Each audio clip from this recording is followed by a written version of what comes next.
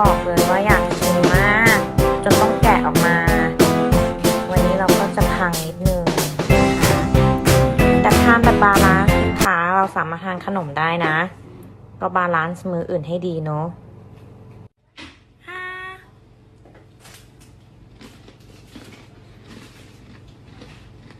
อืม